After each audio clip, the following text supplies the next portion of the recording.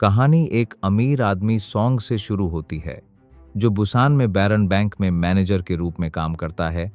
एक सुबह वह काम के लिए तैयार होता है और अपनी बेटी साशा और छोटे बेटे टॉम के साथ घर से निकलता है। उसकी योजना सरल है, बच्चों को स्कूल छोड़ना और फिर ऑफिस जाना। जैसे ही वे कार में बैठते हैं, सॉन्ग को एक अजीब सी गंध महसूस होती है, लेकिन वह उसे नजरअंदाज कर देता है। पत्नी को अलविदा कहकर वह गाड़ी चलाने लगता है। थोड़ी देर बाद उसे पास में फोन की घंटी सुनाई देती है और वह साशा से उसे उठाने को कहता है। साशा कहती है कि वह उसका फोन नहीं है। सॉन्ग ग्लव कंपार्टमेंट चेक करता है और उसमें एक अनजान फोन पाता है। हैरान होकर वह सोचता है कि शायद यह ड्राइवर का होगा। जब वह कॉल उठाता है तो एक अनजान आदमी दावा करता है कि उसके पास सॉन्ग की कार के बारे में गोपनीय जानकारी है। सॉन्ग इसे धोखा समझकर फोन काट देता है, लेकिन फिर वह फोन का वॉलपेपर देखता है। उसमें उसके अपने परिवार की तस्वीर लगी होती है। चौंककर वह साशा से पूछता है। साशा बताती है कि यह फोटो पिछले साल की है और उसकी मां ने इसे फेसबुक पर पोस्ट किया था। अब सॉन्ग बेहद असहज हो जाता है और सोचता है कि यह फोन आखिर किसका है। फोन फिर बजता है। इस बार कॉल करने वाला कहता है कि वह सॉन्ग और बैंक में उसकी स्थिति के बारे में सब कुछ जानता है। फिर वह एक भयानक बात कहता है, कार की सीटों के नीचे प्रेशर सेंसिटिव बम लगा है और अगर कोई भी कार से बाहर निकला तो वह तुरंत फट जाएगा। सॉन्ग इसे मजाक समझकर फिर फोन काट देता है। कुछ देर बाद वह एक पेट्रोल पंप पर रुकता है। जैसे ही वह कार से बाहर निकलने वाला होता है, फोन फिर बजता है। कॉलर पूछता है कि क्या उसने अजीब गंध पर ध्यान दिया। अब सॉन्ग को सचमुच डर लगने लगता है। आदमी कहता है कि वह काफी समय से उसे ट्रैक कर रहा है और चेतावनी देता है कि अगर वह बाहर निकला तो उसके बच्चे कुछ ही सेकंड में मर जाएंगे। एक पेट्रोल पंप कर्मचारी पास आता है और कहता है कि सॉन्ग बाहर आकर पेट्रोल भरे। डर के मारे सॉन्ग उसे पैसे देकर खुद पेट्रोल भरने को कहता है। वहां से निकलने के बाद कॉलर उसे सीट के नीचे देखने को कहता है। सॉन्ग नीचे हाथ डालता है और सचमुच एक बम पाता है। कॉलर कहता है कि उसके पास डिटोनेटर है और अगर सॉन्ग ने पुलिस से संपर्क किया तो वह तुरंत बम उड़ा देगा। सॉन्ग पूछता है कि वह क्या चाहता है। जवाब आता है 1.7 अरब वोन, लगभग 13 लाख अमेरिकी डॉलर बैंक खाते में ट्रांसफर और 60 करोड़ वोन नकद। सॉन्ग कहता है कि उसके पास इतना पैसा नहीं है, लेकिन कॉलर याद दिलाता है कि वह एक बड़े बैंक का मैनेजर है।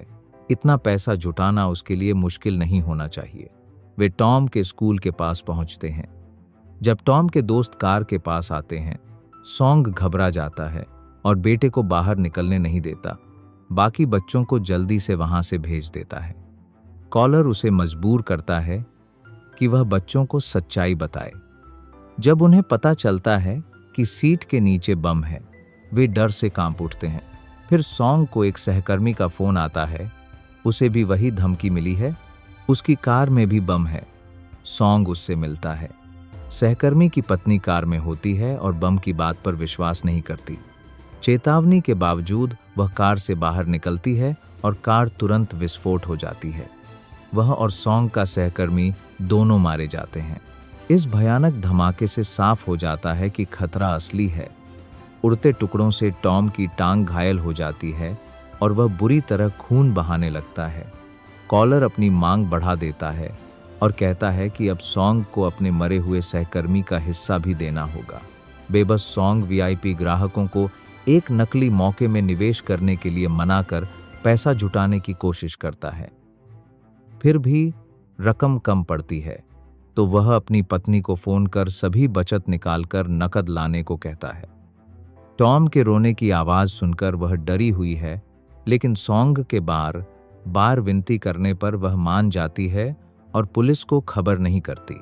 इस बीच पुलिस सीसीटीवी फुटेज देखकर सॉन्ग को अपने सहकर्मी से झगड़ते हुए देखती है, ठीक विस्फोट से पहले। यह संदिग्ध लगता है। पुलिस को शक होने लगता है कि शायद सॉन्ग ही बम धमाकों के पीछे है। जब सॉन्ग की पत्नी निर्देशानुसार एक मेलबॉक्स में पैसे रखती है, पुलिस पास खड़े एक संदिग्ध आदमी को गिरफ्तार कर लेती है। सॉन्ग सोचता है कि सब खत्म हो गया, लेकिन कॉलर अब भी लाइन पर है। अचानक कार की जगह मेल बॉक्स फट जाता है। सॉन्ग की पत्नी बच जाती है, लेकिन अब पुलिस को पूरा यकीन हो जाता है कि सॉन्ग ही जिम्मेदार है। टॉम की हालत खून की कमी से बिगड़ती जाती है। पुलिस तेज रफ्तार पीछा करने के बाद सॉन्ग की कार को घेर लेती है। सॉन्ग आखिरकार बम की बात बताता है और धमकी देता है कि अगर उसे जाने नहीं दिया गया तो वह बम उड़ा देगा। बम स्क्वाड और स्नाइपर मौके पर पहुंच जाते हैं।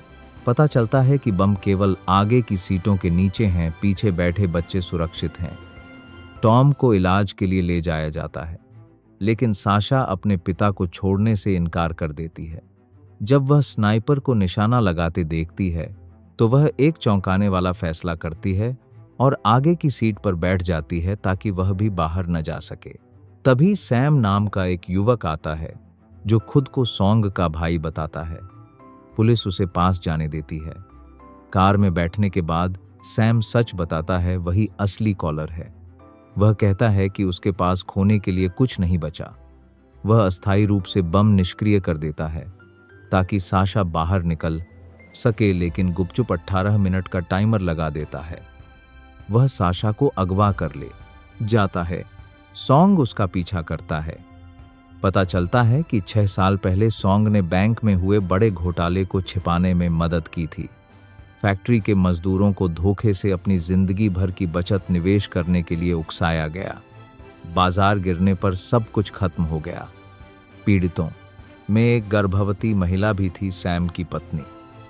उन्होंने बैंक के खिलाफ कानूनी लड़ाई के लिए कर्ज लिया, लेकिन आर्थिक बोझ ने उन्हें तोड़ दिया। उसकी पत्नी और अजन्मा बच्चा दोनों मर गए। अब सैम बदला लेना चाहता है। पुरानी फैक्ट्री के पास एक डॉक पर सॉन्ग साशा को एक और कार में बंधा हुआ पाता है। वह उससे माफी मांगता है और मानता है कि उसकी लालच ने यह सब किया। सैम उसे मजबूर करता है कि वह बम लगी कार को समुद्र में ले जाकर डुबो दे ताकि साशा सुरक्षित रहे। कार पानी में डूब जाती है। विस्फोट से पहले सॉन्ग सैम को बचाने की कोशिश करता है, लेकिन असफल रहता है। पानी के भीतर बम फट जाता है। सॉन्ग किसी तरह बच जाता है और उसे बचा लिया जाता है। सैम मर जाता है। इसके बाद सॉन्ग पूरी तरह बदल जाता है। वह सार्वजनिक रूप से बैंक घोटाले में अपनी भूमिका स्वीकार करता है और पीड़ितों के लिए न्याय की लड़ाई लड़ने का संकल्प लेता है। उसकी गवाही से दोषी लोग बेनकाब हो जाते हैं। जब उसका पूर्व बॉस उसे फोन कर नौकरी वापस देने और चुप रहने की पेशकश करता है तो सॉन्ग फोन काट देता है। वह आगे बढ़ता है, इस बार न्याय की राह पर बिना रुके। अगर आपको यह वीडियो पसंद आया हो तो लाइक और सब्सक्राइब करना न भूलें। अगले वीडियो में फिर मिलेंगे।